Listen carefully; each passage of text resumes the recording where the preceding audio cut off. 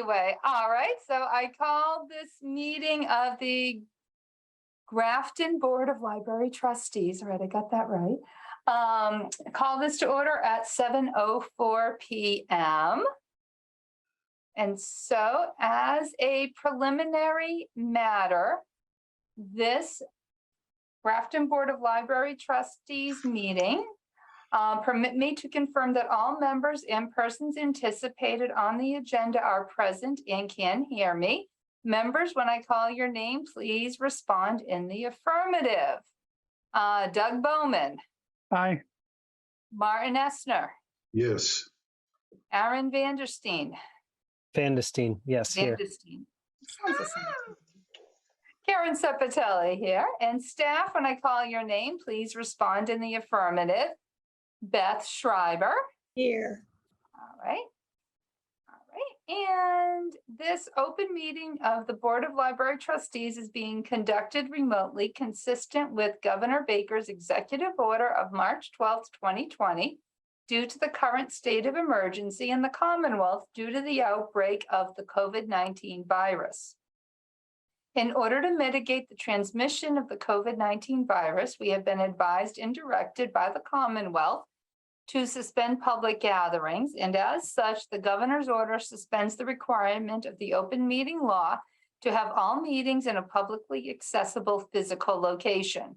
Further, all members of public bodies are allowed and encouraged to participate remotely.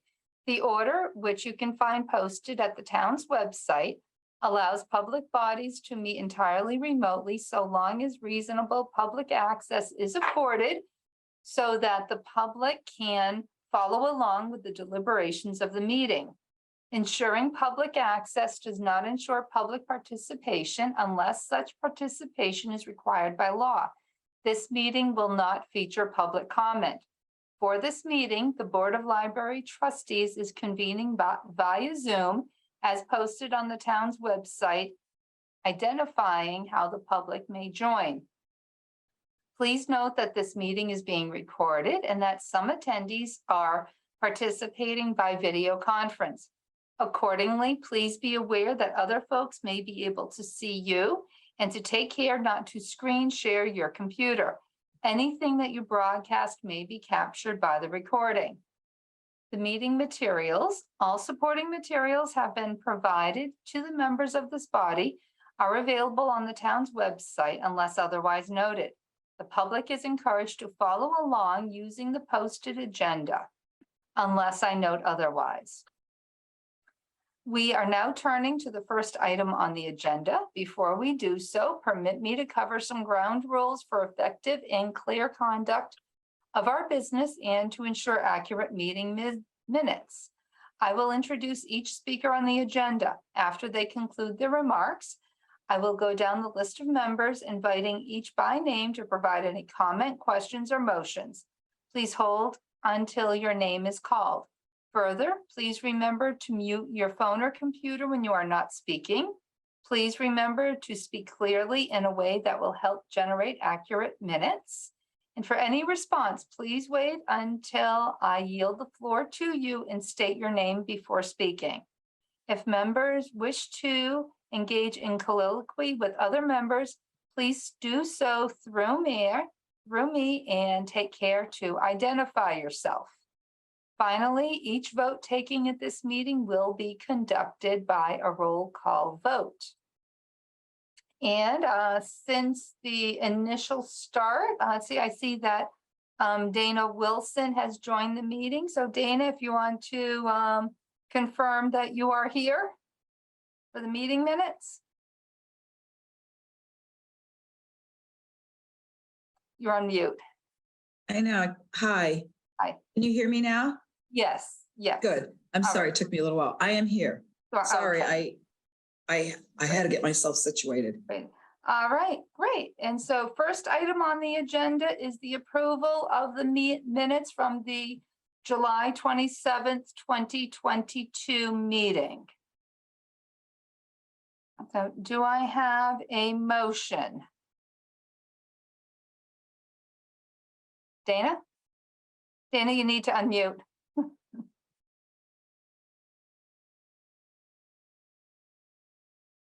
I think she froze.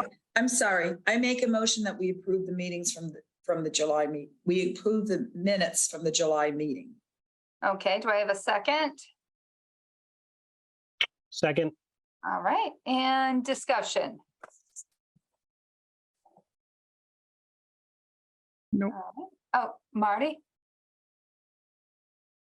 Yeah, I don't have it in front of me, but I thought I spotted that it said that Aaron had read the governor's report on it. Good call. Yes, I see that now, right at the beginning of the Totally. third line down. Totally unimportant, but nevertheless, it's Mhm. there. Consistency. 100 years from now, someone will wonder why, so. And you'll be in trouble, Karen. And I'll be in trouble, yes. Okay. What were we hiding? So, I left that in just to see if anyone would notice. We ah, use a temp, like from month to month, we just template and go through it and Yeah. update. And that was Yeah, I understand that. yeah. good catch. It's fixed. All right, thank you. All right. All right, that is changed before our very eyes. Doug, were you raising your hand or just I just was, can you remind me who the vice chair is? Stephanie? Stephanie. Okay. Really? Yeah, so, all right. There we go. All right. Okay, if there's no further discussion, we'll take a vote. Karen Sepet to approve the minutes. Karen Sepatelli, aye. Doug, Doug, aye. Aaron, Aaron, aye. Marty, Martin, aye. and Dana. Aye. All right. The motion carried. Next on the list, we have approving bills, warrants 6, 7, and 8. I know, Martin, you had a question, just wanted to be addressed. I think it was the CW Mars charge. Well, it's That very I large. have some one. points, but I think properly someone should Oh, put make the a motion question first. up, and then we can have discussion on it. Yeah. All right. So do we have a motion? Anyone? Which warrant was it? 7 or 6? 6, 7, and 8. Oh, all 3. Okay. Yep. I'll make a motion to accept the minutes, warrants 6, 7, and 8. All right. Yep. That's the bills for those warrants. All right. Do we have a second? Second. All right. Thank you, Doug. And all right, further discussion. Yep. Martin? Yeah, just they're just kind of questions, and I'm. It's just that there are some very large items, and unusually large. We don't normally see 5-figure items on these warrants. So if we could just have an explanation on. I have questions on warrant 6 and warrant 8. On warrant 6, the CW Mars is 21,000. There are 5 line items pertinent to it. Then I have a question on the Renault HVAC and on the tutor, but let's do it one at a time. If we can just a brief explanation of it. Yeah. CW Mars is the network that we are a member of. They give us the library catalog and that infrastructure and software. It is open source, but there's still costs associated with staff doing development and managing it. And it's what allows you to request a book, see where it might be located in any one of the 153 or so member libraries, and then coordinates with our MLS delivery service to get that item to you within a week. So the service is valued at a significantly higher amount than we get invoiced for. And then there's like an additional discount. CW Mars also negotiates contracted services like our Overdrive catalog, which has all of our ebook and e-magazine and e-video materials. And we pay an additional, I don't know, like $1,800 to $2,000, I think, to chip in towards a collective, again, 153 member consortium collection of digital content. So all of those, there's like 4 or 5 items, I think, on the original invoice or purchase order, including a discount, that total to $21,000 for the year. for the services that they provide. They also do staff troubleshooting and training and maintain an email for myself and the circulation manager. They help us with interlibrary loans. So it's like a subscription or annual fee, and it's budgeted every year. And then we get hit with this big bill every year. And if we pay it by, I think September 1st, we get like a small discount on the bill.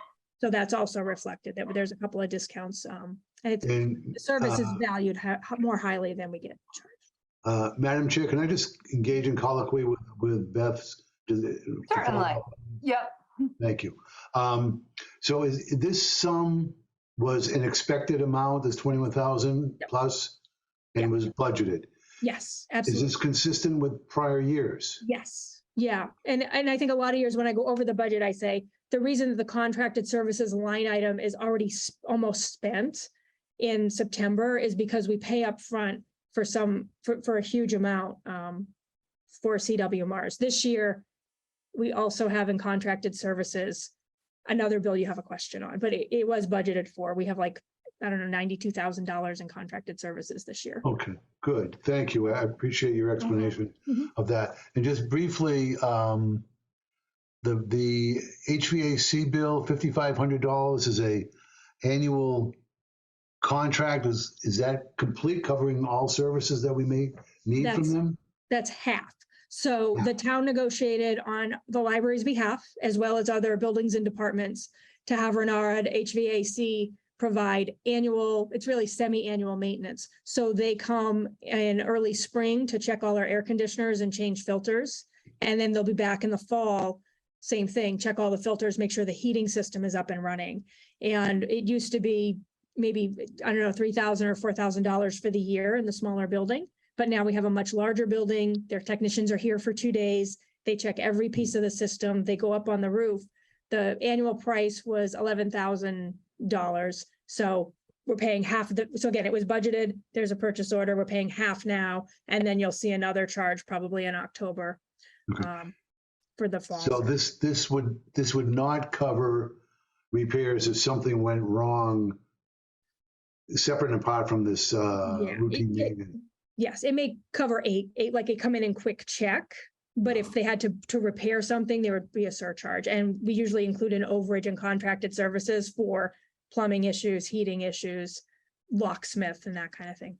Okay, that's fine. Thank you. And $3,000 for educational supplies for Tutor? What is Tutor? So tutor.com, it's not really a database. It is a service that we pay for. It's an annual subscription. And it gives, it used to be just for students, and now it's for people of all ages.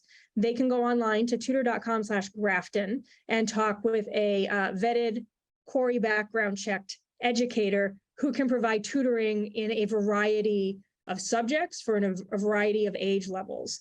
They also offer a service where if you set up a free account with your email and library card, you can send them your draft college essay, and they'll return it in a few days with suggested edits. You can send them a math problem. And again, there's like a 2-day turnaround, and they'll return it with an example, or they'll get online with you and with a whiteboard or video, they'll help you work through anything from, again, math and science problems to drills for spelling, English, all that kind of stuff. They help with resume writing. They help with test prep. They teach foreign languages. So it's an underutilized resource. And we see spikes when we push it in September. We have like a set number of service hours for that $3,000. We've never gone over. And it's probably costing us about $20 an hour for the service a year. But the students who engage with it really love it. So it's basically just a database. It counts as an educational material because it's something that we offer to patrons. And it's only available from 2 p.m. until 9 p.m. daily, every day of the week. And the idea is you can't get online to tutor.com during school hours and cheat or get help with assignments. And also they won't turn around your homework right away or your essay right away. It's a few days so that there's like a window for you to really then take that work and make it your own and not just be passing off a tutor's work, say, as your. All right, that's good. Thank you very much. May I ask my question on warrant number 8? Yes. Which is the Biblioteca bill for $25,600 plus. That's an annual service contract, and software licensing. And again, just, I'm doing this mostly so if anyone in the community wants to know, Mhm. they have a chance to find out this way without calling you up. I appreciate it. So this is also an expected cost, an anticipated cost, and built into our budget. The idea of getting this self-check and materials return system and security gate system was not that it would replace staff, but hopefully diminish the amount of time staff had to spend on routine tasks like checking things in and out, improve patron privacy to allow them to check their own materials in and out, and do some inventory control, even though we don't have a huge loss rate. And a trade-off for that $250,000 investment is that the software is licensed annually.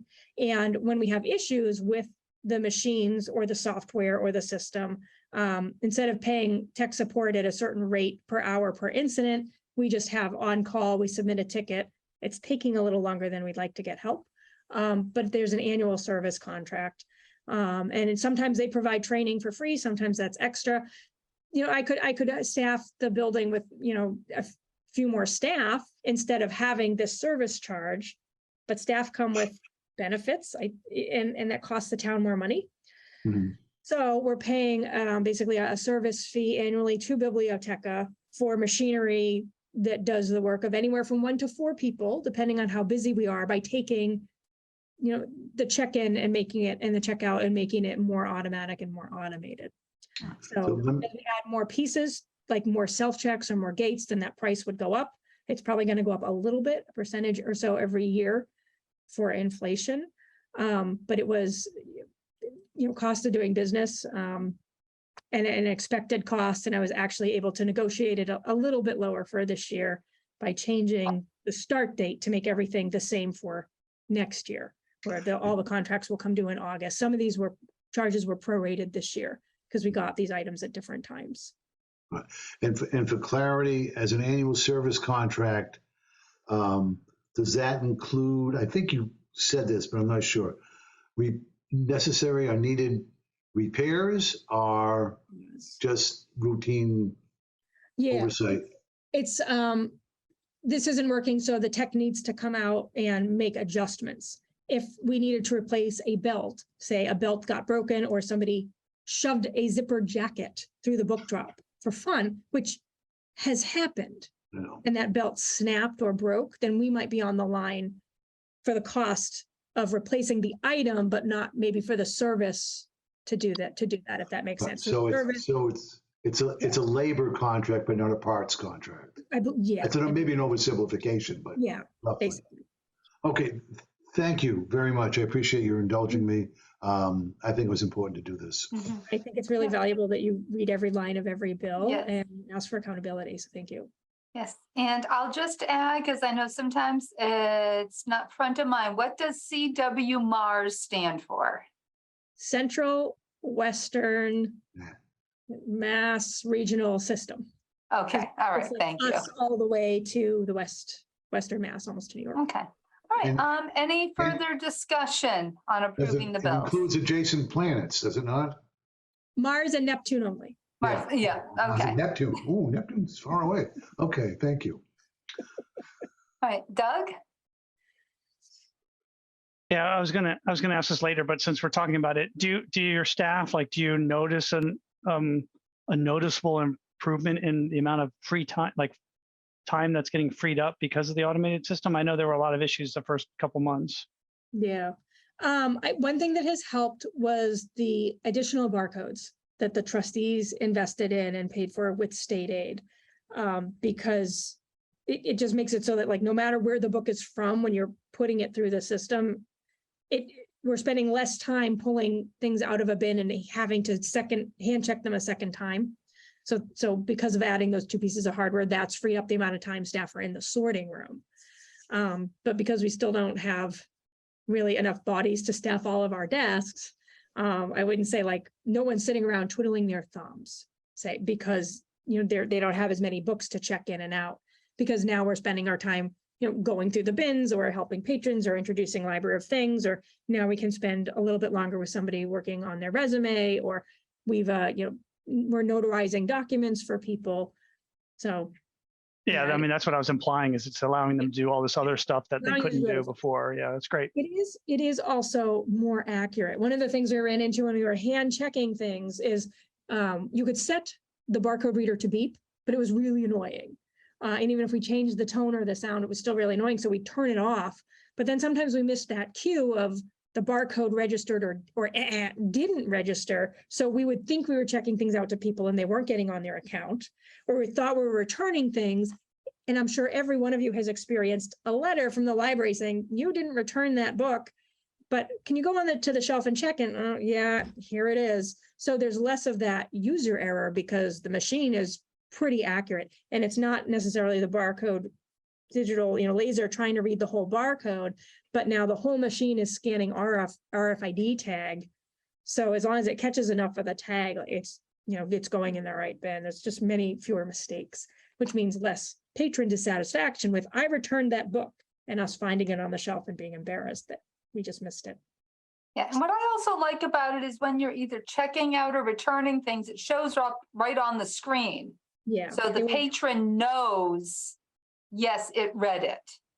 And if it doesn't, because there are still things that Yeah. slip through or that's something wrong with the tag, then it's really easy for us to say, let me just go in the back, I will hand check it, and absolutely, then we can double check and yeah, it's off your account.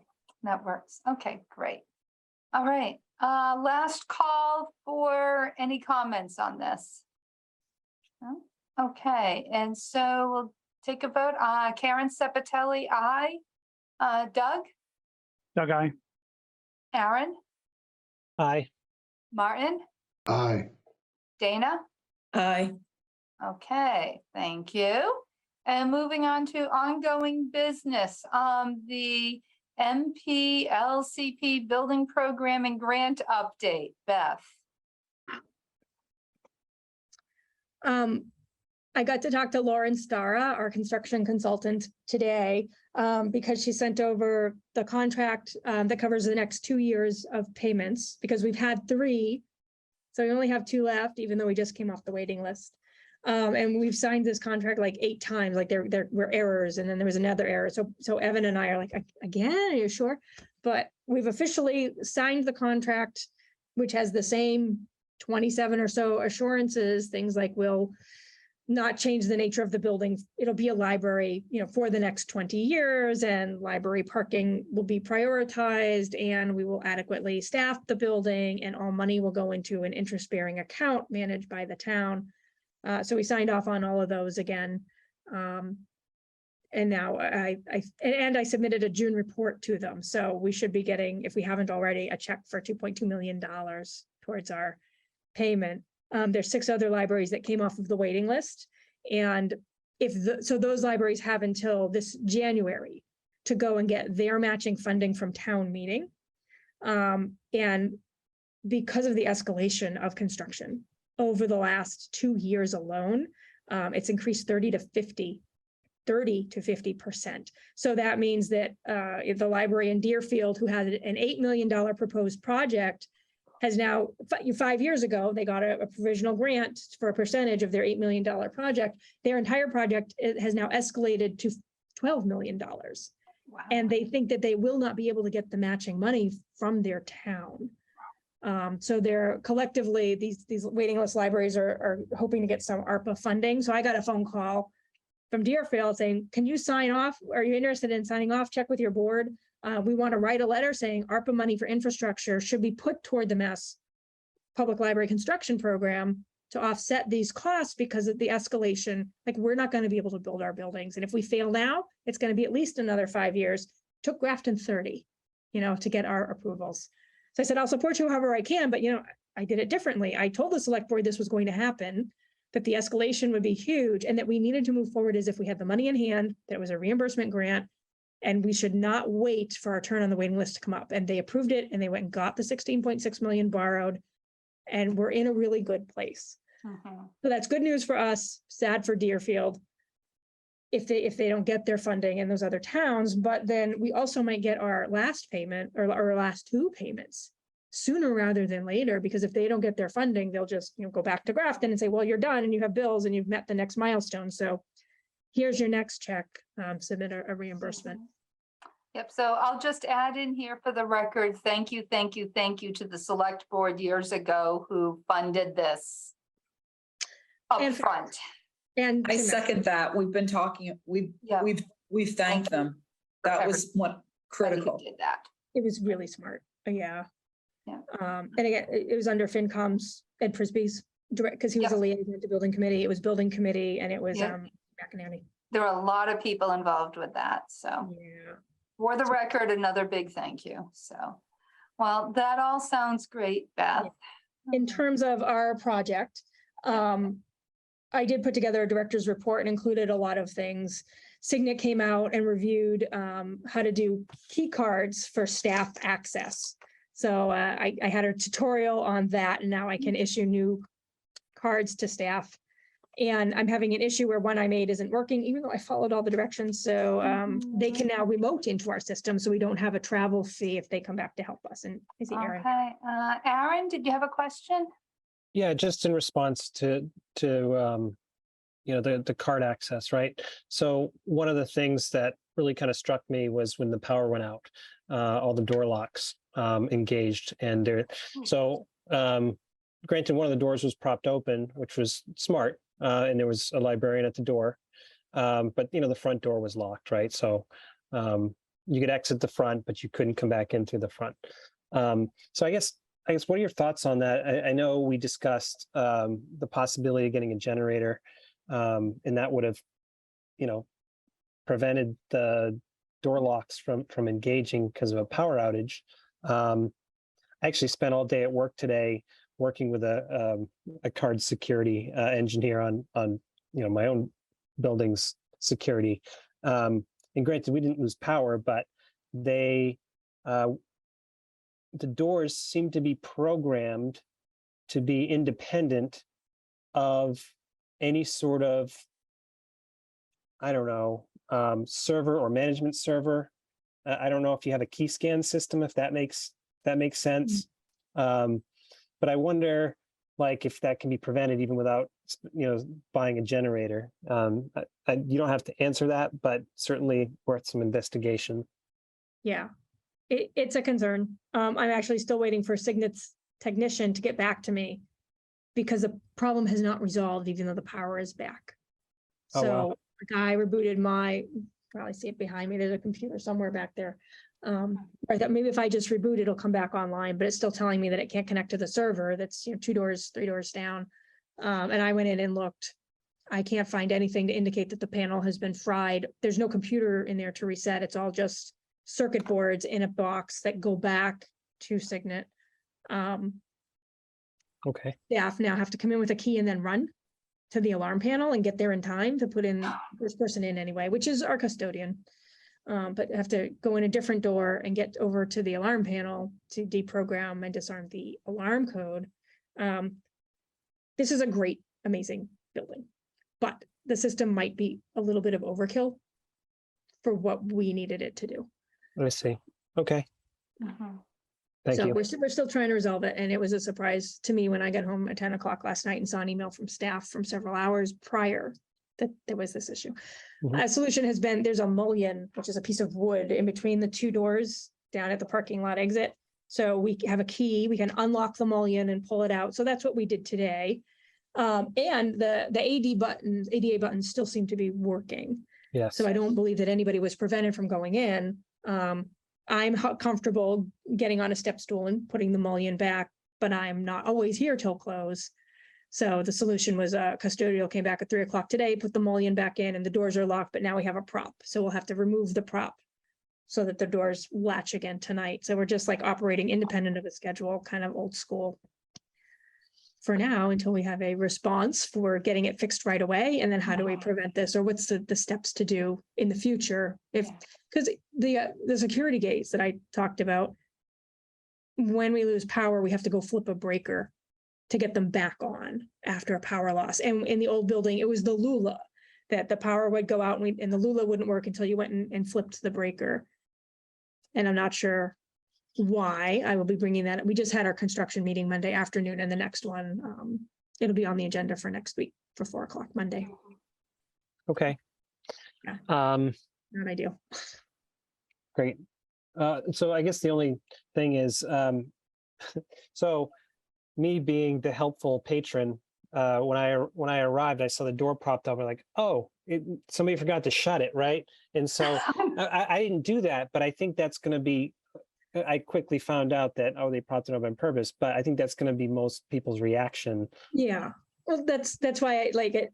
At 2 a.m, I was sending emails last night to George. You're going to be in first thing. A solution would be to take the mullion out at like 9:59, so people can get in and out all day. And had he known that I was, working till 9 tonight, I'd say I can put it back in, but tomorrow night somebody else would have to be putting the mullion in. It's not hard. It's just kind of awkward. Okay. Yeah. All right. Thank you. Other door issues. I have a ticket into Chandler because I'm continually getting complaints about the timing of the ADA doors. They had originally opened for like 10 seconds, which was long enough for cold air and wind and debris to come in. They both open at the same time. They can't be programmed independently. So you hit the AD button outside and they both open at the same time and stay open. And I said, we can't have this corridor of cold and trash coming in and leaves. So time them. So now there are times that when you're outside and you hit the door, first the interior door opens, and then 3 seconds later, the exterior one opens to create a path through. But when you get to the midpoint of the vestibule, the inside one is starting to close, and it's like sweeping people over and almost knocking them over. The solution is, as you're in the middle of the vestibule, to wave your hand again to keep the doors open longer. But that is not intuitive. No. It's not. So we're going to probably go back to let's just have them both open at the same time, keep them open all the way. I cannot speak to the design choice to have doors that where only one side opens and the other side is always locked, or for them to not operate independently, because another solution is you wave, once and one door opens and then you wave again and the other door opens, no matter which way you're coming or going. But that is not the system that we have. So complaints on the no log and patron comments about the doors almost knocked me over. And they are heavy doors. I'm also going to have Chandler, which is the company, not a person, adjust the tension for the door closer that helps the door swing shut and stay shut, because it feels like it takes a lot of effort, and you shouldn't need to use the ADA button as kind of like, a middle-aged woman walking through the door. Like, it's a little hard to open. So we're looking at that. Another door issue is we think that there was an interior door ordered for the exterior emergency exit in the teen room. And the reason that we have water coming in a fourth time now at the bottom of the door is the door is designed that when you close it, a gasket drops down and provides a seal. And that's defective and not working.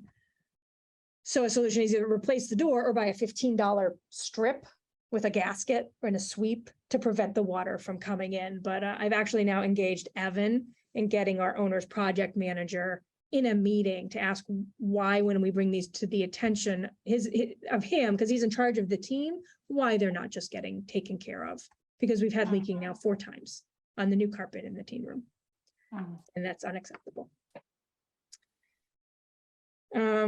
What else? We're still working on commissioning HVAC, but they're close to being done. The system seems to be working as it's supposed to.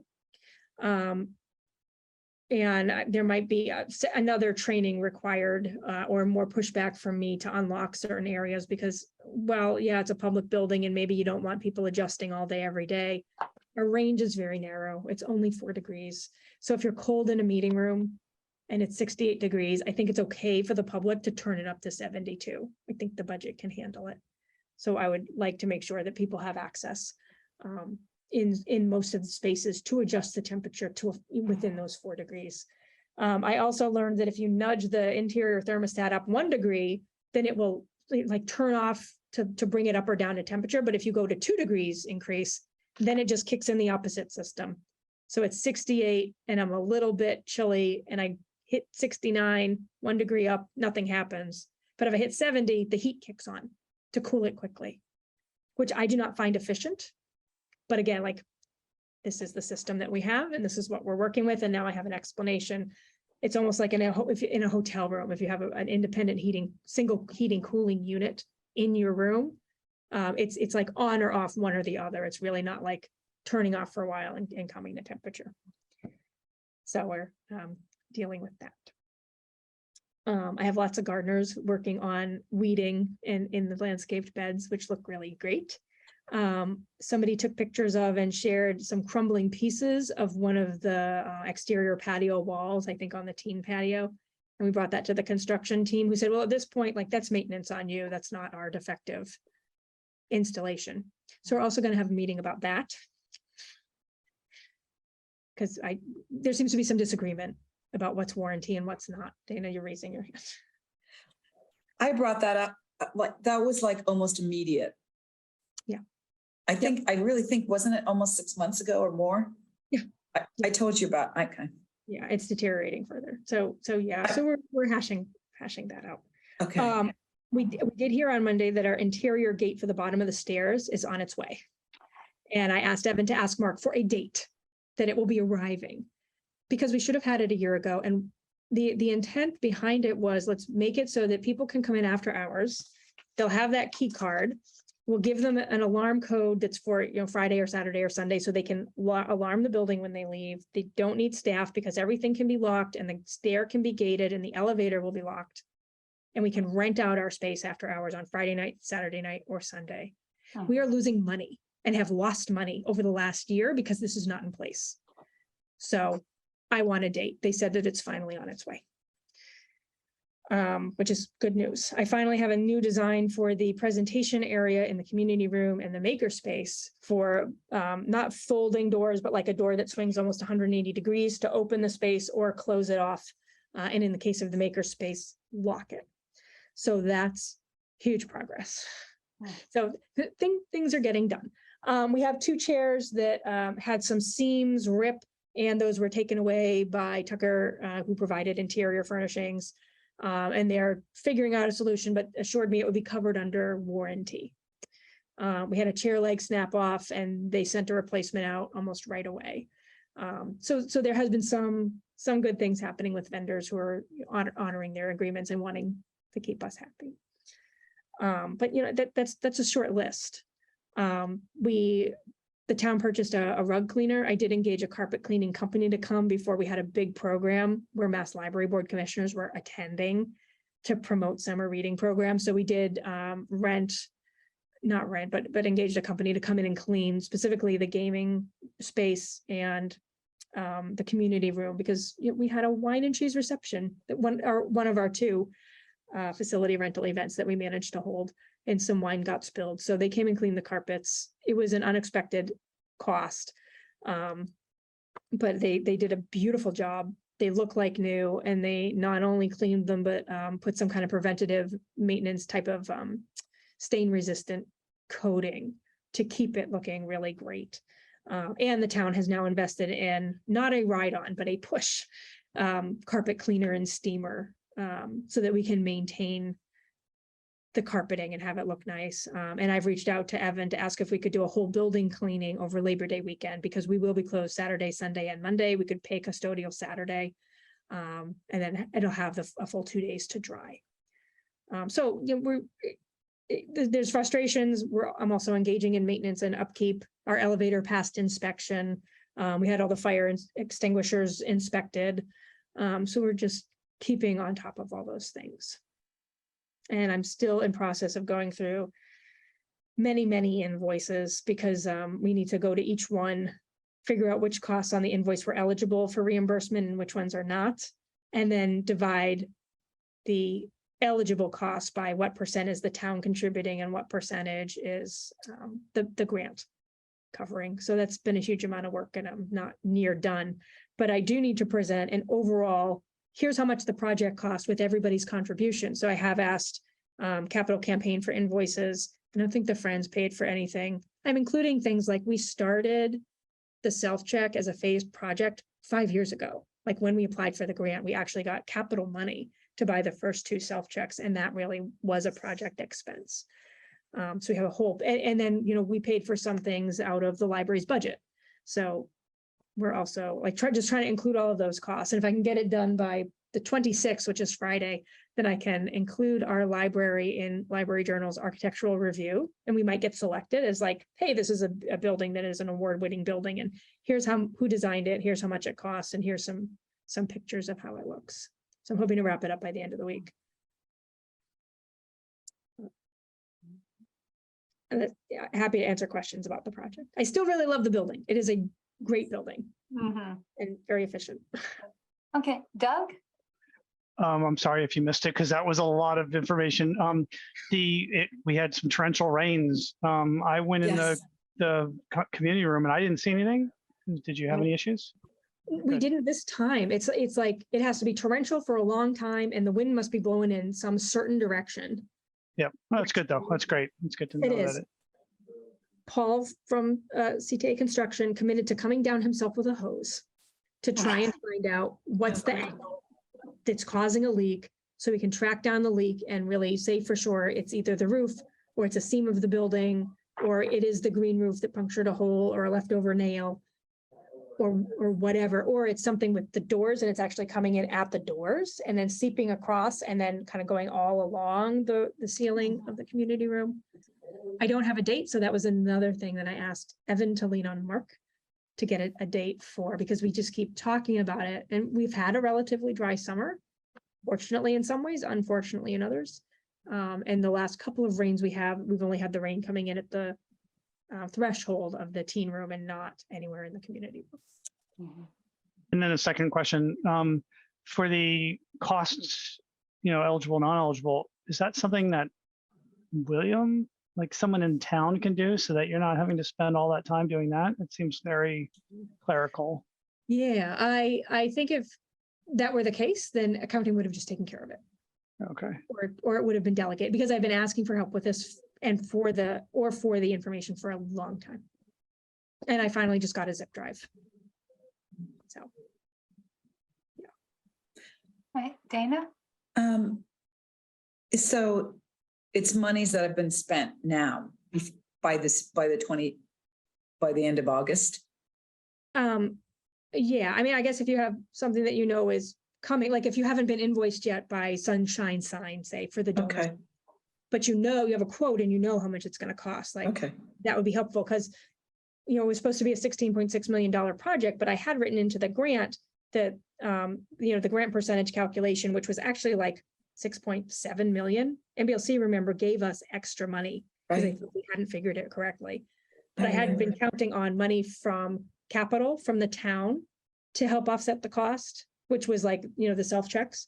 But also when we had initial conversations, I said, the capital campaign can raise $1 million. And you said, oh, no, that's a reach. I said, no, we got $800,000 in pledges the last time. I know you can do it. And you did. But also, like, if somebody said that they were going to give money for landscaping, and I have landscaping bills from DRA that was part of a landscaping project, I do need to make sure that gets paid by capital campaign and not by the town's money. Because the grant was 16.6. I'm sorry, the total was 16.6. MBLC gave us 7.453 and change. But then the town only agreed to borrow like 9.09 million. So there is a small gap. It's not $1 million, but I think there is a gap because there was an expectation that we would be fundraising and gifts and other money. And we've already contributed some, like it offset shelving and furniture, and you've paid for the clock and electrical and all that, but Well, stuff costs. okay. Because there's some things that we were planning, but it's been very hard to have them executed because we need to do more research. So some of that we won't be able to tell you. So it's not really going to be complete. Yeah. Is that okay? I don't know what else we could do. Yeah, the best would just be anything that's been paid for or projected that you have a price on. Get it to Okay, me. if we have a price on it, okay. Yeah. The other question I had is, we had noticed that there were some issues in the makerspace room and also the teenage librarians room. Has that been solved? Because I'm not sure of that. Yeah. And it looked bad. So the issue is that it looks like there's some cracking in the ceiling, but it was reviewed by somebody who could understand structural engineering, it's just plaster. There's like not extra weight. It's cosmetic. You could pay to patch it and fix it if you want, but like the second floor is not going to cave in. It's okay. And that's true for the librarian's office because it was a very long crack. Yep. Okay, so if it does, do we have any recourse or if something happens? I think you would have to pursue legal, the town would Okay. have to pursue some legal Okay, recompense for that. okay. All right, thank you. All right. Any other questions? No? Okay. All right. Thank you, everyone. A lot of very good information there. Thanks, Beth. All right. Next, we have the fiscal year 23 budget update.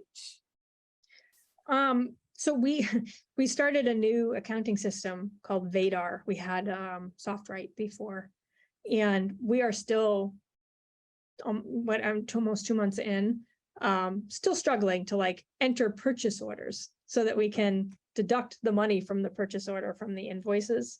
And we haven't closed out fiscal year 22, which we've usually done by mid-August. So all that to say is accounting is completely overwhelmed with getting the system up and running and training everybody, and haven't issued any reports. So I can say you've seen all the bills, and just about everything so far that I've presented invoices for have been budgeted for, with the exception of the carpet cleaning. I forget how much it was. But I had built in some contingency for building maintenance. It won't, I think, quite cover it, but we're always, over in one area, under in another, and usually come out okay for the end of the year.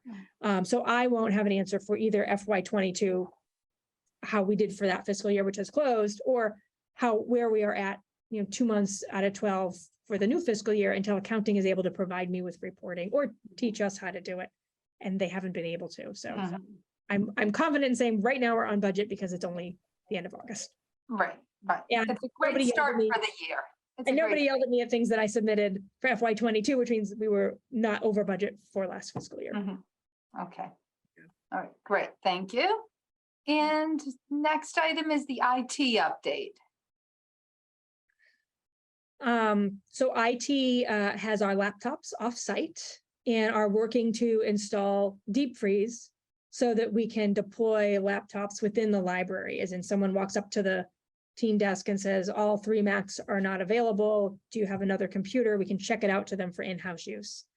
We're closer, but I won't see IT until tomorrow to ask where they're at. They had never used this software. What it does is we basically set a template kind of. Aaron, you can jump in, or Doug, if I'm not explaining it correctly, but it'll allow you to download and open your resume and edit your resume. But when you reboot the computer, when you're all done, even if you saved your resume to our My Documents folder, it wipes it out and it disappears so that the next person can't find it. It won't save your passwords for your email, which has been an issue. It's not going to track anything you do. If you download a virus and install it and you have to reboot the computer for the installation, it just disappears. So it's also it's a security thing. It's a privacy thing. It's a virus preventer software. It's fairly expensive, and we opted for the business class, executive option, so that it networks all of our computers, and then we can, from one central PC, make changes oh, you know what? Everybody should have the ability to turn the volume up and down on their laptops when they borrow them. That was an oversight. Let's blanket across the board, make that fix. And then the Macs downstairs and the 8 or so PCs, 4 for adults, 3 for kids, will also have that software installed. But it's been slow coming. But it is coming. I also continue to run into filtering issues. Evan assured me that it had been taken care of, but I haven't had a chance to test it. So because we don't want town employees, say, gambling or buying alcohol on their time at work, those sites are blocked. But they're blocked for us as a town department, and it is a legitimate reference question. If someone comes in and says, what was the winning Mass Millions number? If I can't get to massmillions.com because it's blocked, I can't serve the patron. And that's not okay. If someone wants to get a liquor permit from the town to have an event at their home or their business, and they want to know where the liquor wholesalers are, because that's a requirement of the liquor permit, they have to be able to go online somewhere and research, well, who is a wholesaler? Does BJ's count? Do I have to go somewhere else? They're legitimate questions. So I don't want any filtering at all. And in fact, our internet use policy that the board approved says we do not filter. We have an acceptable use policy that says don't do things that are dangerous, illegal, offensive. which, we enforce as needed, but it shouldn't be blocked. So I just have to test it out. Google Docs was blocked for a while. Bitly, a URL shortening website, was blocked. And these are productivity things. It doesn't make a lot of sense, except they can be used, I suppose, for nefarious purposes or things that could threaten security to town computers. So we're continuing to work on that. IT has been helpful in getting new employees set up with email and logins and that kind of thing. I don't think they were able to help with this current door issue. I think it's really a Signet issue. And then the other thing that I asked Evan to put a bug in CMD's ear about is we've now been a full year in this building. We have various Wi-Fi hotspots essentially for patrons to tap into. And I used to be able to log onto software online and get a count of how many wireless sessions we had every day. And that's a required thing to report to Mass Board of Library Commissioners. And I still don't have access to it. So I told him, like, again, it's now been a full year. I'm going to have to fill this in as a 0 on my ARIS report. And it's unacceptable that they don't have a software solution to give me the information that I need from the hardware that was selected and installed when I was clear from the beginning of the project that I needed that ability. So Evan's going to go fight that for me. Yeah, is that a capability, or is it just the fact that they're just not taking the time to tell us and do It's it? like they're like, we don't know how, but figure it out, do the research. Or if the wrong thing was provided, then tell us the right thing, because I don't remember if it's Acuity or somebody, but like the brand name is the same. So like I used to just go to the website and log in and I could get data and 3 months back, so. Aaron? Is it the Ubiquity Wi-Fi? Yes. Yeah. So we just rolled out like 12 of those at work. And if I happen to hear how to do this or log in and check it on my own, I will certainly share that information with you. Well, you would know my login though, but yeah, I was just a No, login. I'll show you the process. That's what I meant. Yeah. That would be- Yeah. Evan, it's on Evan's list. Great. Dana? Is it, okay, so it's telling you how many connections at the hotspots or just throughout the library? Yeah, it's like, because if we just had, like one upstairs and you're in the children's room and your child is playing on the amazing mushroom toadstools, right? And you want to pull out your laptop and do some capital campaign work.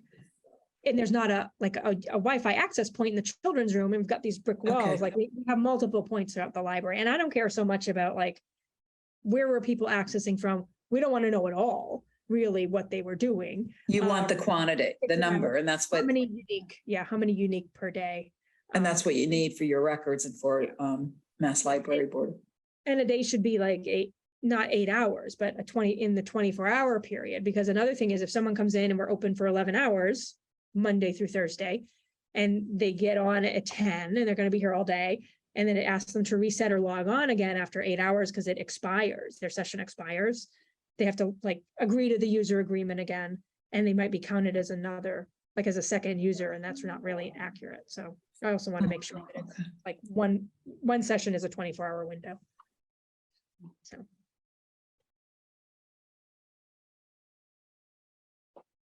Okay, any other questions or comments about IT? All right, it all sounds good, and so glad we have some people here who understand this stuff and can add to that. I would like to just quickly note that Ali Piccone has been amazing at troubleshooting IT stuff for us because we don't have on-site IT. We submit tickets. Sometimes they can fix things remotely, but she keeps figuring out like how to make the little receipt printers print. And she's been like taken charge of Biblioteca, and the automated materials handler is down, and what do we need to do differently? And it's invaluable, and she's been a huge help. Yeah, it's so good to have somebody who can do that. Okay, next on the list, Dana, can you give us a summary of the capital campaign? Yes, I can. And so right now we're completing we're at the point where we're going to have in completion soon all of the plaques that we have been working on for the last 6 months or maybe longer. We just have to review the invoices. I mean, an invoice versus an estimate, and then we're going to give them the go ahead. And then we're also working as a team. We have a separate committee that's working on looking at Beth's wish list, which it contains furniture and other items. So we're researching all that right now. So that's something else we're working on. There's things that we have to do. You know, we're just double checking we're just making sure that we're asking people who have promised to pay like over a 10-year period that they do get their letter that says, you know, please pay us. And then we note that. And we did, I guess we haven't gotten any new donations. We did get one that I think is for the capital campaign recently from one person to honor someone's mother who had passed away. So that's what we're doing now. We're really trying to kind of wrap up this stuff. I've also been involved with the gardens, and it's going pretty well. We have one person, an adult that is very dedicated and knows what she's doing. And she's been helping a lot. And Beth gave me a list of people that I could write thank you notes with helping us. So, and I will be helping with that too. I'm going to help with Christina is the one person she's the one person that's been, what we did is we decided her area and like my area or anybody adult that comes along is in the back side of the whole building. And then we are working with the Girl Scouts who are going to take care of like the side, and then we'll figure out the front. So that's what we've been doing. We got rid of some invasive plants, and there are some plants we have a couple that have died, but I mean, we made it through the drought and we had a lot of flowers and things. So it really looks pretty good. So I guess that's all that I have to say. I don't know if Doug has anything to add. There was one thing, I don't know if this is time to bring it up or we have to do it as an agenda item. We were considering seeing if there's some items that we were requested to purchase the capital campaign, but we think that maybe another entity might be a better place, like one of the grants we have, or the grants isn't the right word, but some of the monies that's been given to us that's in like different accounts. So we have to bring that up and we haven't. So I guess that has to be on an agenda item. Mm-hmm. Okay. So. All right. Thanks so much for that update. And yes, the flowers look beautiful. So, all right. Doug? I would just add, I can't remember if we mentioned this last month, but we did order new additional park benches. They arrived and they'll get made, and DPW has agreed to install them. So we just need to figure out where they're going to go and have them start that work. So hopefully next month that will get done. Nice. Can't wait to see them. Do we need to build them ourselves or Yes. DPW? Well, can we get a team doing that? You shouldn't be doing that, Doug. I think By yourself. myself and the custodian should be no problem. Okay. If you want help, please. I'm let us actually know. leaving them where they are now because they're less likely to disappear on a pallet. And when we get the stuff ready to get installed, then I think it's better to make. Okay. Thanks, Doug. Okay. All right. Thank you. The next item on the agenda was the Friends membership and update. I know Stephanie isn't here, but the Friends I know is having the children's book sale this weekend. And Beth, you were saying the mini golf is scheduled for October 2nd? Yep. Okay. Great.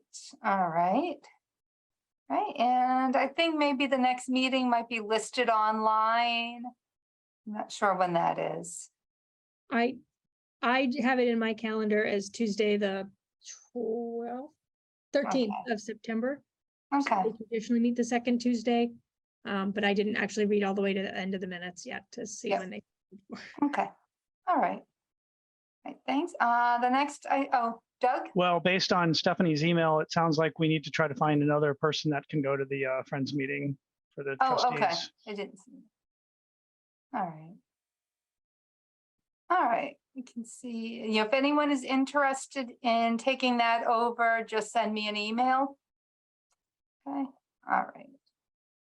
All right, okay, nothing else about that. Walkabout, I never got to it, and I don't, yeah, Doug and I, we didn't do anything, but I think the building is getting an awful lot of attention at this point, so you know what's going on there. And see, the next item, COVID-19 update. Beth, anything going on there? 19 new cases in town of Grafton Yeah. this or last week, rather. Yeah. No masking mandate from the town. We decided we would just wait for the town to decide if they were going to put in a mask mandate. Board of Health recommends it. Yeah. I'm masking when I'm out of my office pretty much all the time. Mhm.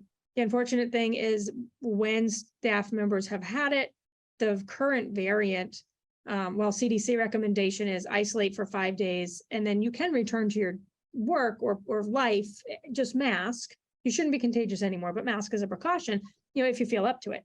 And nobody feels up to it. Staff are out, not 5 days, but 15 days. And in the past, we would get, you know, if it was documented, we could have those 5 sick days stricken, returned to us. And that stopped in March. And I have people who are running out of sick time because they've been ill. And that is tragic, to say nothing of the fact that we closed 3 times in August because we're down to 3 people. People have had it coming back and they can't work their full shift because they are exhausted or they're masking as their own precaution, not because they're contagious, but they can't breathe with the mask and they're still coughing. Yeah. And you know, patrons don't want to come in and there's somebody at the desk coughing, like that's somebody sneezes and we're like, oh, COVID. You have to say not COVID. Yeah. And there was no money in the budget this year for temps, so we've had to close several times because thankfully, like it's been staggered. Although maybe it would be better if like we all just got taken out by it at once and Yeah. closed. Get it over with. But yeah. Yeah. So continue to be able to allow people to go to get PCR tests on paid work time and to get boosted or vaccinated on work time. So that helps, and our health insurance for staff with benefits does allow us 4 tests a month. Mhm. So that's where we're at. We haven't canceled programming. Masks are available, but we're not requiring them. We're keeping registration numbers relatively low, just kind of so, you know, or putting a program in the larger community room instead of the smaller program room in the children's room. So people have some social distancing space. And we're just waiting to see what the fall brings. Yeah. I did note that because my daughter is returning to Grafton Public Schools next week, I don't think there's any more requirements for masking at the schools. She's not riding the bus and she's going to school with a mask. I don't want to get it. Anyway, it's a new normal. Normal. Yes. Yes. I suppose it doesn't help. The summer people are also on vacations. As far as coverage goes. Yeah, so but what happens is like we can allow 2 out. On paper, the schedule looks good, right? So yeah, 2 people from different departments can be on vacation at the same time. And the third one, then I have to say, can you look? Because there's like no coverage. Yeah. You know, maybe I can make an exception if you don't have benefits and you're taking it at no pay, and then I can call in. We've got like 2 temps. But this is more like everything was balanced. There was enough people, even with somebody on vacation, or we had, 4 and we closed a desk or we closed a department. And now somebody's going home sick, or somebody decided personal time, and we do not say no to sick or personal time. Right. Leave time is your leave time. And you're not required if you're sick to get coverage for your shift. Like we'll take care of that or figure it out, but there's just not enough bodies, healthy bodies, not on vacation to go around and staff our building. We do not have adequate staff coverage. Right. Yeah. Same, unfortunately, the same discussion. If anyone watching this wants to know, just look at some past meetings. Yeah. Yeah. Same Next stuff. fiscal year perhaps will be a little bit better, but Yeah. that's So. head All on. right. Okay. All right, Beth. Maybe someday that will make its way off of the agenda. Yeah. Someday. Okay. Any questions about that or comments? Yeah. Okay. Let's see. New business. We don't have anything listed, but is there anything there? Yep, Aaron. So probably not for this meeting because it's not on the agenda. But if the vice chair is taking a leave of absence, we should probably determine who can stand in as vice chair in the Mhm. event that someone else needs to lead the meeting. Yeah, I will touch base with her because I know I pulled up that email and I really didn't get a chance to look at it that closely. So Okay, thanks, great. Aaron. I'll take a look at that. All right. Policy update, Aaron. Okay, so the policy committee met on Wednesday, the 10th in August at 7 p.m. We had a full contingent of Beth, myself, Debbie, Stephanie, and John. And on the agenda, we discussed the draft 3D printing policy. Some things that were discussed were, who should have access to it since it's in the teen space. Any safety concerns, and how it should be up to the librarian's discretion based on the other duties that may conflict with how many print jobs that can be done, because essentially the teens aren't allowed to operate it because it can get very hot. And it's cool to watch, and I think they'll be able to watch and kind of attend to their project, but we felt that it was best for only a trained librarian to run the 3D printer. We also had some discussion about fabricating offensive or harmful materials, or even assembling an offensive or harmful material from a bunch of fabricated smaller parts. John had an example of a multicolored blaster that he put together on his home 3D printer as an example. We had a few public attendees, about 5 people, none of who wished to offer public comment when it was presented on the agenda to have that option. But it's nice to have some public attending and looking at the kind of how we operate. I also mentioned that I followed up with the Roger Trahan Jr. from the Disability Commission about attending one of our trustee meetings or a policy committee meeting regarding the unattended adults policy. We discussed it a few meetings back, but right now we don't have any additional changes. So we'd like to invite them to, provide some feedback on the policy and how they feel it can be changed. One of the last bits about the 3D printing policy is Stephanie mentioned that the unattended adult policy may be too restrictive, and that it didn't really leave it up to the librarian to make their own judgment. So one of the things that we also were considering about the 3D printer policy is if we want to say that it's exclusive for teen use, from grades, grade 6 to 12, right? Or if we just say it's for teen room use only, and then just kind of leave it at that, and then there's a little bit of ambiguity. So, we want to not have our policies be so restrictive that the librarians' kind of hands are tied if they're in a situation where, they can really be rather lenient, right? So that policy should be going to legal. Our next meeting is going to be August 31st at 7 p.m. via Zoom. And Kristen Proctor from the Grafton Disability Commission has been invited. So she's anticipating joining us regarding the unattended adult policy at the next meeting. So, thank you. All right. Any questions or comments for Aaron? All right, I don't see anybody there. All right, thank you so much. Policy committee has been very busy. Absolutely. A lot to be done there. All right. Beth, we're back to you for the director's reports, the stats, and the staff update. So we have a new staff member. which I should have, she's here. I should have asked her to pop on tonight. We'll try and get her maybe for another meeting. Kara Dizendolet is our new head of borrower services.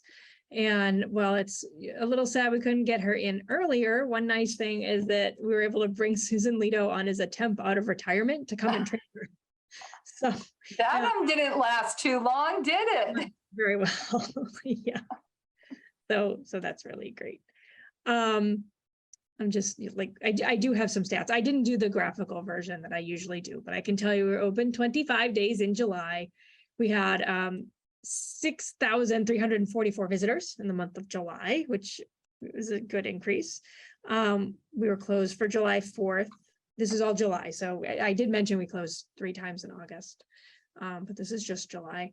Air conditioning's running, and the Board of Health included us in their heat advisory. As well, library's not officially a cooling station, but you can go there and the air conditioning's working and there's unfiltered cool water. And if you need some relief from the heat wave, the library is a place to go, which is really nice. We registered 141 new card holders, which is a lot of new borrowers. September is National Library Card Sign Up Month, and we usually see a significant boost that month because of going to the school's open houses.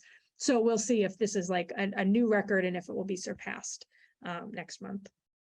Borrower services corrected accounts for patrons that had the wrong home library listed. There's this thing where if you come from Millbury and you get a Grafton barcode, you have to make sure that your home library is Millbury, because that's where your zip code is, that's where you reside, and it has to do with some of that state aid money we get. So we're constantly making sure that everything is accurate so that we get as much as we can from state aid for our non-local circulation.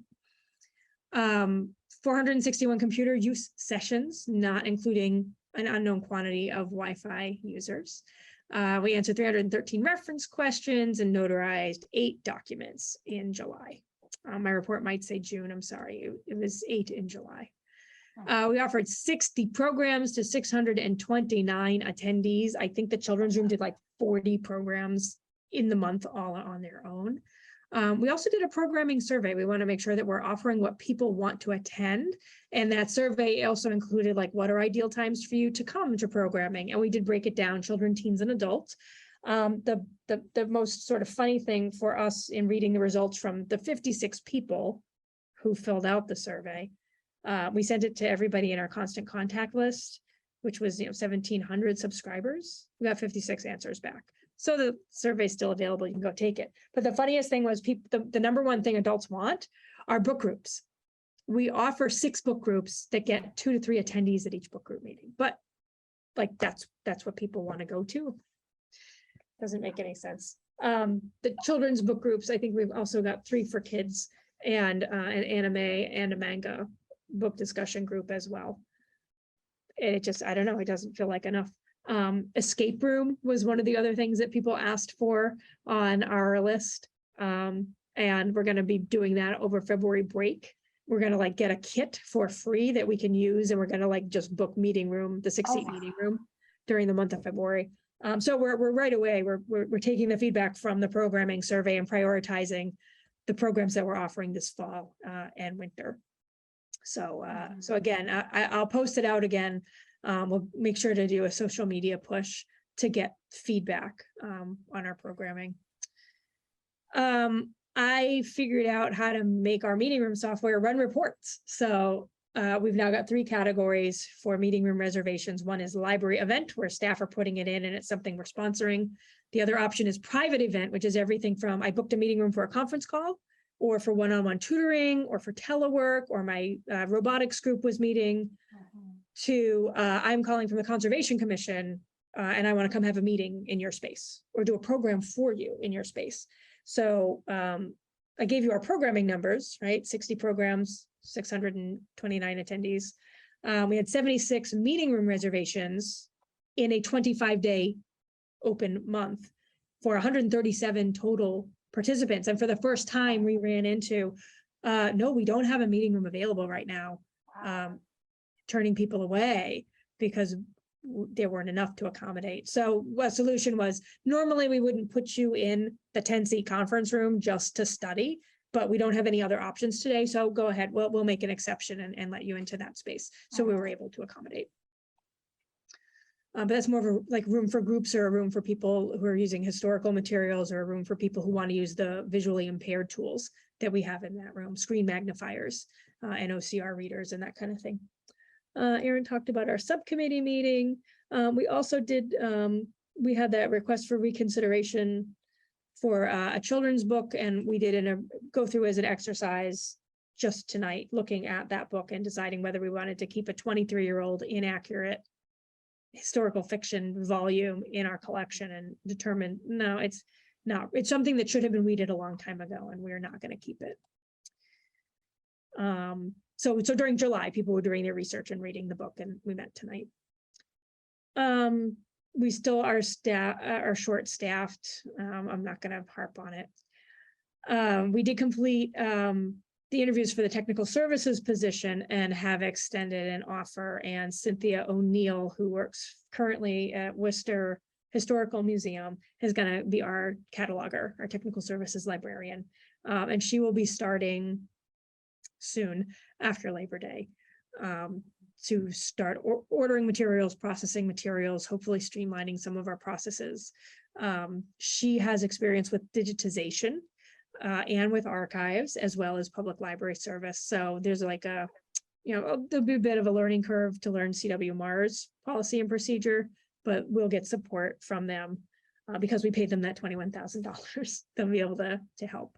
And they do some of our cataloging for us too, where we just scan in. If we have original materials, they can sometimes help create the record. She'll also do some original cataloging for us as well. So she'll be starting very soon. And then enough staff and 2 trustees received their Heart Saver training through contracted CPR, Red Cross certified CPR trainer through the Board of Health. And everybody got their e-cards, and I was able to submit the food permit. And now we're just waiting on, like, it's official. I can hang it up. We can serve food at programs as long as there's somebody to oversee and somebody trained in CPR on site, which is wonderful. It will cover the Friends vending when and if they get vending up and running.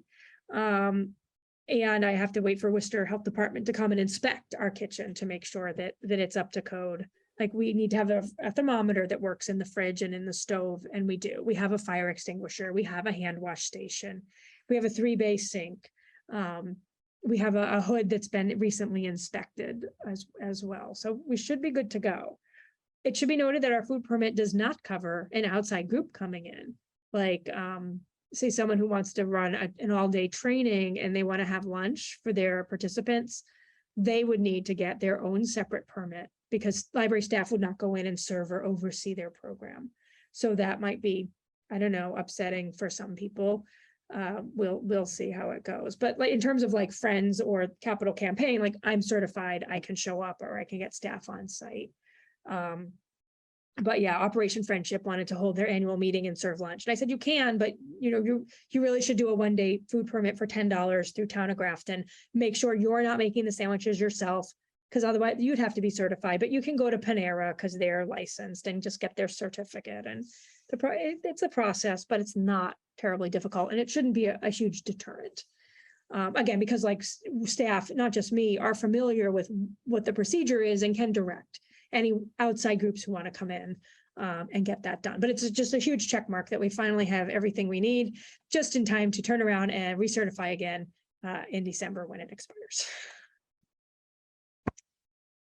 I already talked about the budget. One exciting thing that happened in July is we received a $1,000 grant award for mental health awareness programming in October from the Coalition for a Healthy Greater Worcester. And the money came from the Robert Wood Johnson Foundation. So I've been meeting as a team now that we've got 4 department heads again. We decided we're doing a bunch of things in October, but ending the month after Small Stones is in with an emotional wellness week, where we'll have Heidi's inspirational book group with a meditation. We're going to have goats and giggles. We're going to have a pen of goats on the fainting mini goats on the front lawn to it's going to be awesome. So 20 people at a time can get in the pen. It's going to be like 2 hours. And then while that's happening, that's like the draw, but then people can come through the building and we're having an emotional wellness fair where we're inviting local both vendors and providers to have a booth and a giveaway and a business card to give out for everything from, You'll Never Walk Alone, which is a substance abuse rehabilitation kind of facility over in Northbridge, to asking, somebody who makes essential oils for aromatherapy or handmade organic soap, who usually is at the farmer's market, having Truth Spa get a table, so that people in the community are aware of resources. We also decided that one of our Halloween giveaways is going to be a stress ball and stress poppers. So like we're doing a bunch of things. We're matching the grant. The grant was $1,000 and we're going to put in another 1,000 to do a whole slate of programs. The staff will have a sound or sleep workshop. We just have a lot of exciting things planned. What was the date of that event? Saturday, October 29th will be the date for the Goats and Giggles and the Emotional Wellness Fair. Our staff development day is the 21st. So staff will be learning, again, it kind of ties in. We're going to get some ASL training and hear about things we can do to better serve the deaf community, things to be aware of, protocols and manners and that kind of thing. And then staff are also getting a sound or sleep workshop for free by my husband for their own stress management. We're also going to be debuting some kits. I bought a photo light therapy lamp. I think I might have bought 2 that will circulate, starting in the winter months. I bought a Zen garden kit that people will be able to take home and play with. And we also purchased a couple different card decks that therapists use. Like there's an EBT deck, there's a CBT deck, and they're all like prompts for mindfulness. And kind of, if you don't feel like going to therapy is not working for you, here's some prompts that you can work through kind of on your own, self-directed, if you feel comfortable doing that kind of thing. I gave a construction update already, an IT update, a COVID update, and then the rest of the report is just all the fantastic programs and things that all the different departments are doing. I will say you may get complaints that our volunteer program has been on hiatus in terms of taking in new volunteers.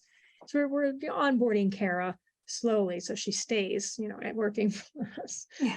So in September, we'll be reviewing the backlog of 75 applications over the last 2 years of people we just haven't been able to find jobs for or supervise. Right now, the only volunteer opportunity for new volunteers is sign up to do library gardening.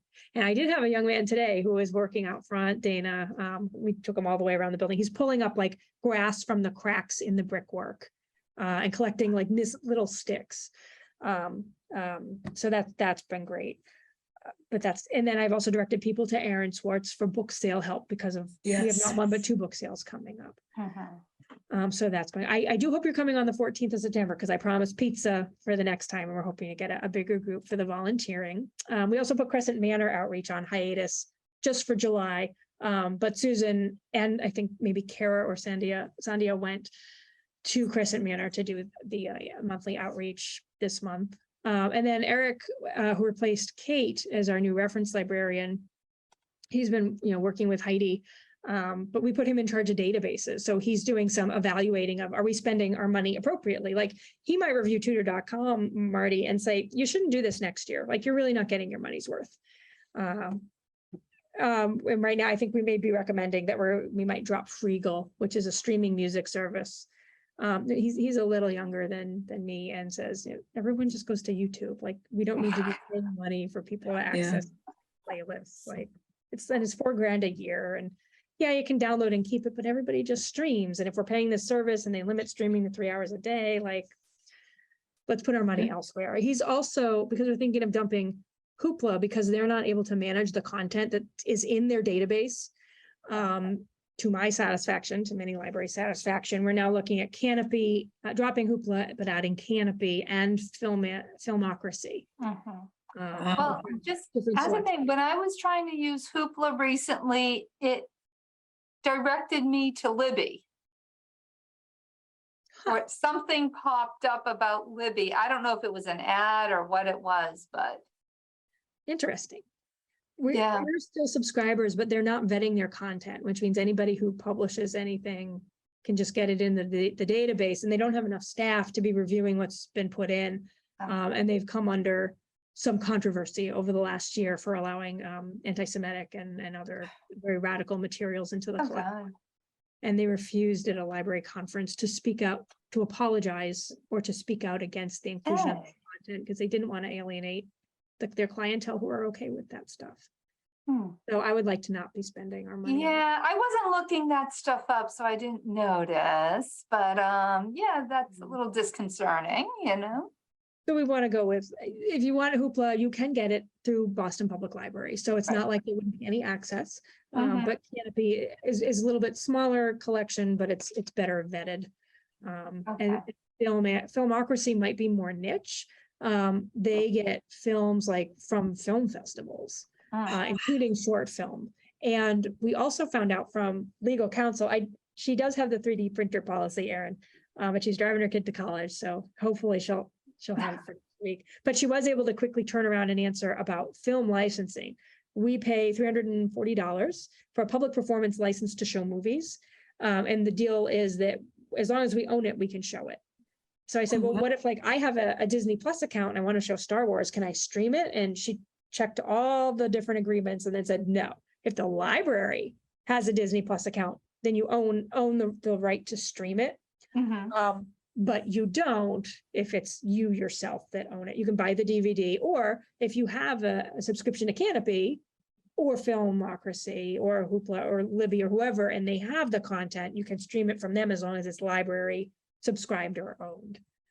So that clarified some things for us. And Sarah Slocum is planning a horror movie film festival during October with a couple different dates. Her and Heidi are working on films. I think Little Shop of Horrors is on the list. We are also thinking about showing the Rocky Horror Picture Show to adult audiences, no food, on a Friday, and 18 and up, with an ID at the door on Friday night before Halloween.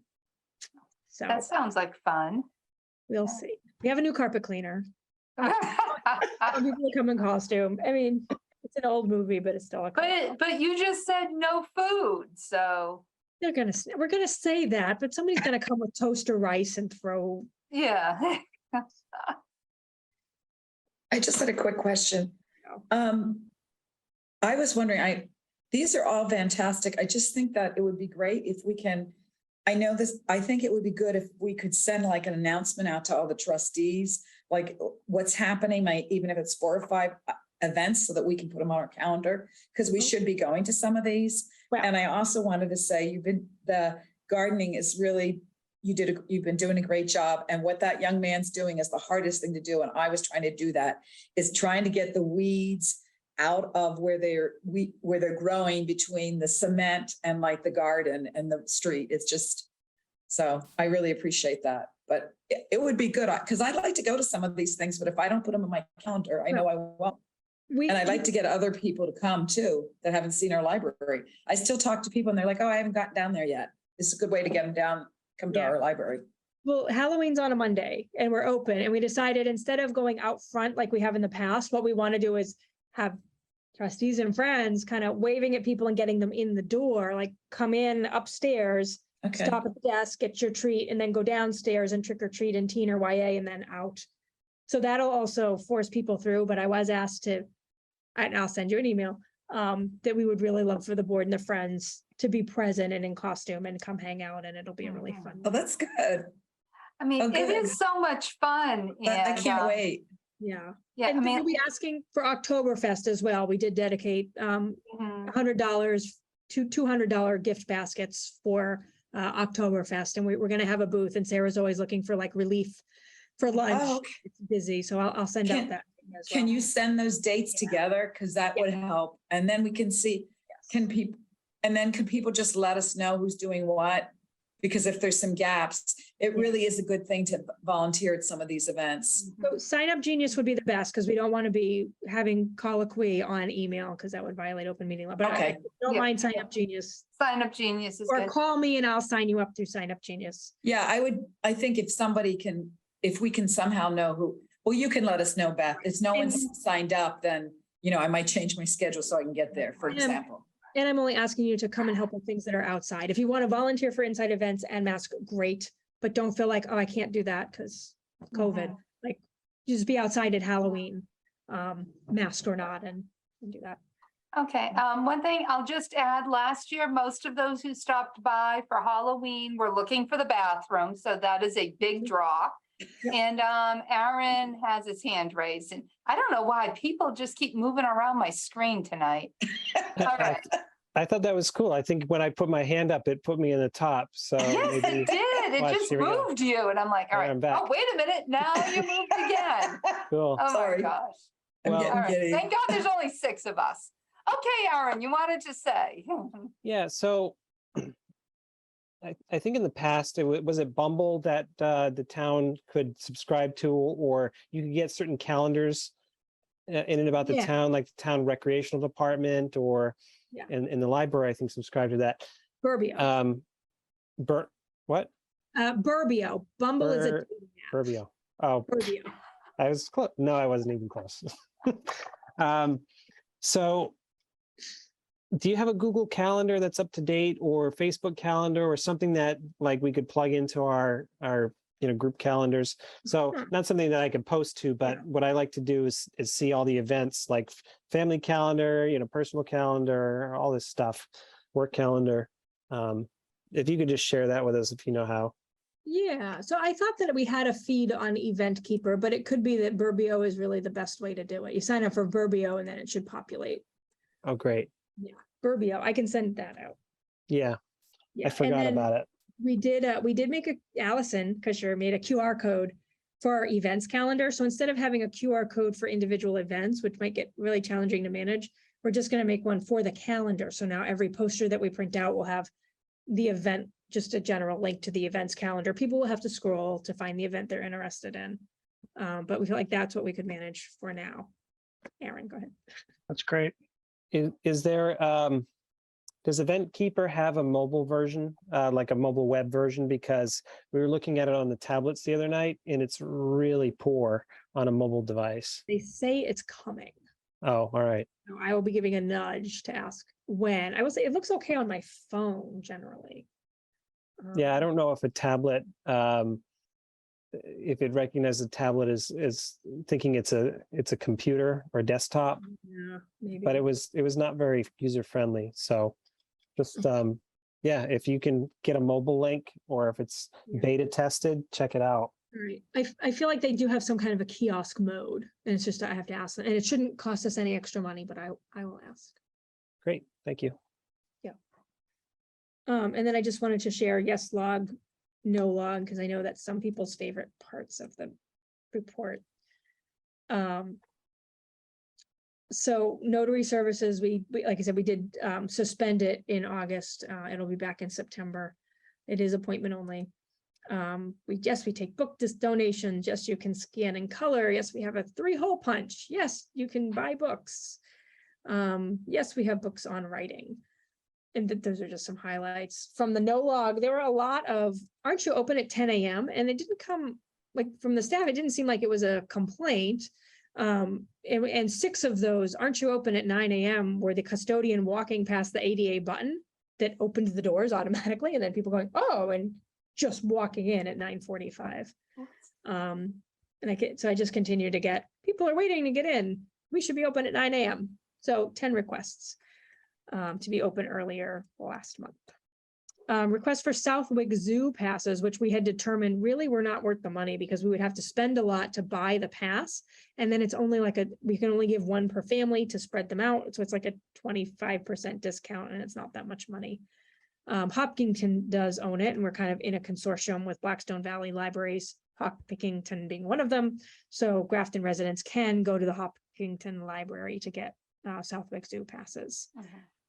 We had 2 issues with parents thinking they could drop off their 9 or 11-year-olds and then leave the library, which is a violation of our unattended child policy. So it's wonderful that there's a perception that we're a safe place to be, but the rule really is if they're under 13, the parent has to be at least in the building while the child is in the program, because we cannot prevent the kid from walking out the door or just out of the program into the bathroom, and then they're not supervised. That's been determined to be not safe. We had some questions about if people needed their library card to use the library just to be in the building. No. Or to return items. No. And then I think a complaint about masking, or maybe it was just, do we have to mask? And the answer was no. Somebody wanted a keyboard, like a piano keyboard, like a I don't know, an electric keyboard to check out in the Library of Things. So that was something that I said, oh, we don't, but we could. When we circulate ukuleles, why not an electric piano? They're all of $100 to buy. So we're thinking about that. Complaint about signage. So this is interesting. The on the complaints and compliments list for patron comments, like the same number of people complained and complimented the doors, signage, displays, and one person hated that our hand sanitizer smells like tequila, and somebody else loved that our hand sanitizer smells like tequila. That was funny. People loved Totoro. People loved Lego. I wish you would move the movie shelves so that somebody can look at them without feeling odd about disturbing the folks sitting at the tables. It's so awkward that I now go to Shrewsbury and Westboro to get my movies now. So they're on wheels. We could consider relocating them, but that's, one person out of everybody, the 6,000 people who came in last month. What else? Meeting room accidentally let somebody reserve for 9 a.m. and we had to tell them, no, you can't come until 10. Sorry. That's when we open. The AMH machine being stuck continues to be an issue due to user error. Like I talked about, that it's an expensive machine and we pay an expensive service contract on it every year, but we've provided video for people how to use them. We've provided on-site training to people for how to use them. And if you stack 2 books, sometimes a book slides in such a way that it jams the conveyor belt. Or if you don't put your paperback in with the barcode at the top, you do it sideways or open, then it can catch, magazines can catch in the conveyor belt and bring the whole system down. So we did have a couple of, I came by to return my item and your outside intake was down and I couldn't return my books. And people being frustrated. And every time we've gone back, the next morning to see what broke the machine down, 9 times out of 10, it is that they stacked their books or they put in donated books in spite of the signage that says no donated books, and it stopped the machine from working. So that's just, we continue to train and educate and remind people when we see it that they actually have to go in a certain way. And it is seen as an inconvenience by some people that they used to be able to just drop their 30 picture books on the way in the main reading room and walk away. And now they have to stand and do them one at a time to get them checked off their card. And the alternative is the staff will have to do it if you don't do it yourself.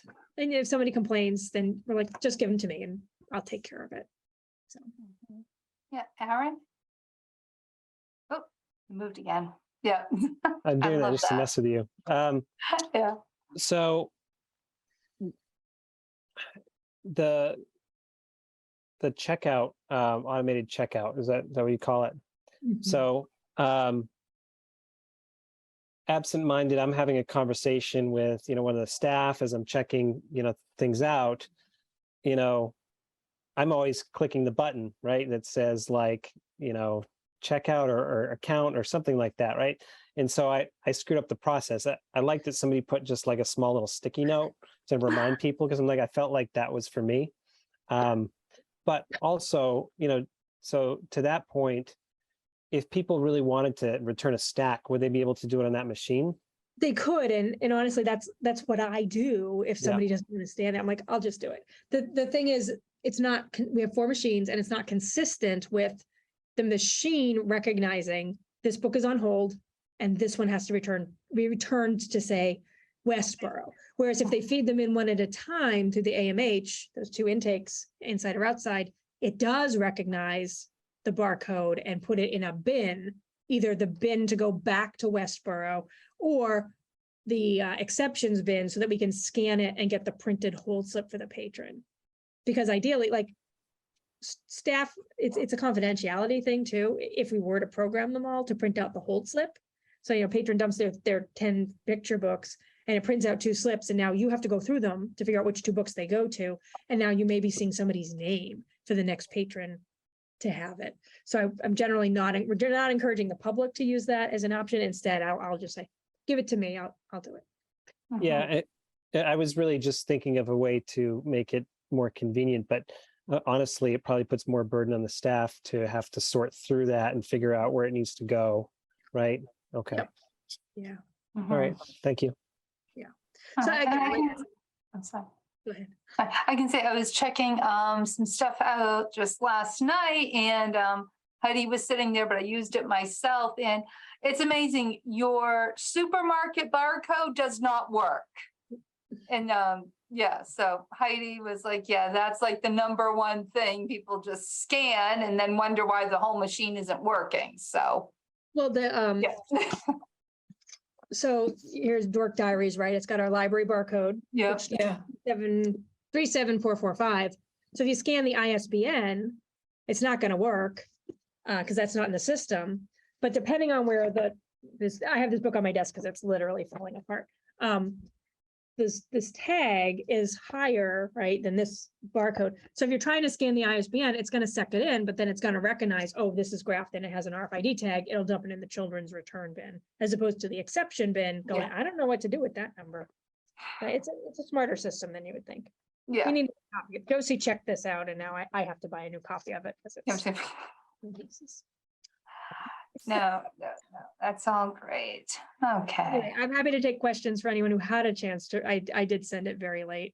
Mhm. Sorry, I'm so far behind in everything I'm doing these days, but Well, you're doing a few different jobs all at once here, so yeah. Dana. I just had a question because I'm sorry, I wasn't understanding. Are you talking about returning books to you've taken 5 books out and you're finished with them and you're in the library, you went to the friends in the friends area and you're trying to put it in the machine? Is that what you're talking about? Yeah. Well, So why don't we just, or outside, why don't we just say that you have to do it one at a single time? we do. It says it right on the machine. Oh, But- people just aren't listening to it. Okay. And it takes them, so you hit the button to start the process, the light goes from red to green, the door lifts up, you slide in Dork Diaries and the door closes, and then the machine thinks about what is this and where is it going? And then the conveyor belt moves, and then the light turns green and the door opens again. And if you're in a hurry, you don't want to do that for 30 picture books Oh, or even 5 books. You're like, I just want to shove my books in and be done, because that's how we did it for 80 well, years. I think that, I mean, I could see if someone had like 30 books and they can't do them, they could ask you to do them, but I just don't think that's too much of a burden for patrons because it's a new system. It's automating it. It's really helping us out. And, this is like, welcome to the 21st century. This is what we have to do. On the I other think hand, I don't get 30 books out, but it's been amazing. It works amazingly well when I've Yeah. used it, both checking in and checking out. yeah, but if you're, mom or dad and you have 3 kids and they each have 30 picture books. Yeah. that's a lot of books. But also, like, that's what the staff used to do. They were checking in a book every second. Their whole shift like this. So what's the solution then? Just what you Again, if said? somebody's unhappy, we don't say, no, you have to stand there and check in Yeah. your materials. It's fine. I can do it for you this time.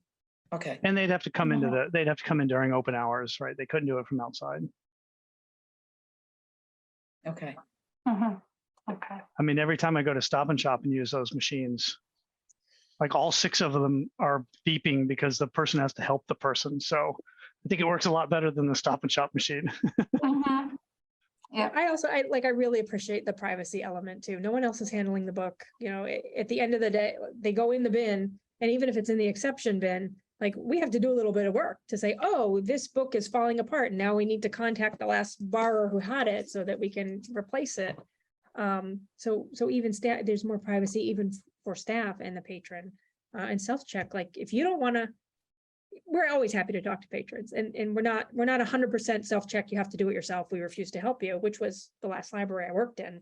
I'll show you how to do it, but I'm not doing it for you. But you have such privacy. You can request a book from another library, grab it off the shelf, not talk to a staff member if you don't want to, check out your book that you don't want anyone to know you're taking, and be out the door. And like, I think there's huge value in that privacy piece. It makes it worth it. Okay. Anyway, that's Right. the end. Okay, that's the end. Okay, any other questions or comments? Yeah, Doug? I do have a question on the teen room. Have they been using that, or is the gaming systems? I think one of them is still on order, right? Or have they been using gaming systems in there?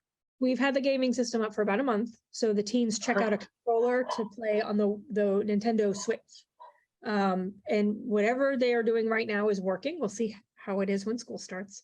And then I told Allison, like we have an Amazon business account. We can request a PlayStation 5 and basically get in the queue for when one is available, and they will email us when they have one for us, and it won't be exorbitantly priced.